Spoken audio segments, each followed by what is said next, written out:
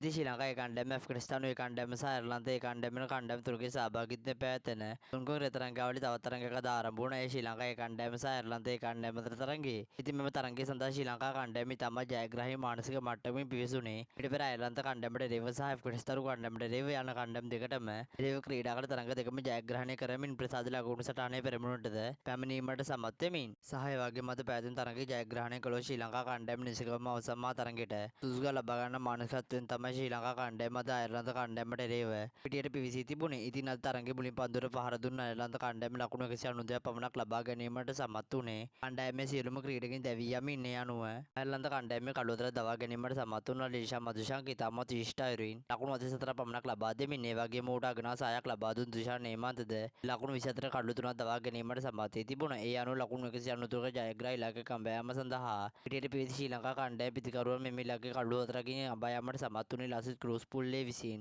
විශිෂ්ට වේග තර්ශතකයත් සමගින් පන්දු 33 තුළදී ලකුණු 53 ලබා ගැනීමට සමත් වුණා. ඒ වගේම සදිට සමරකරම නැවතත් සාර්ථක වෙමින් පන්දු 47 තුළදී ලකුණු 50ක් ලබා ගැනීමට සමත් වී තිබුණා. ඒ අනුව ශ්‍රී ලංකා කණ්ඩායම මෙම තරඟයේ ජයග්‍රහණය සමග අවසන් මහා තරඟයට සුදුසුකම් ලබා ගැනීමට සමත් වී තිබුණා. ඒ එක් තරඟයක් ඉතිරි වී තිබියදී ශ්‍රී ලංකා කණ්ඩායමේ මූලික වටේ ක්‍රීඩා කරන අවසන් තරඟයේ මේ මාසයේ 23 වෙනිදා ඇෆ්ගනිස්තාන කණ්ඩායමට එරෙහිව ක්‍රීඩා කිරීම නියමිත වී තිබෙනවා. ක්‍රිකට් විස්තර දැන ගැනීමට ක්‍රික්ලෝචා YouTube නාලිකාව සබ්ස්ක්‍රයිබ් කරන්න. ඔයාලා සියලු දෙනාට සුබ දවසක්.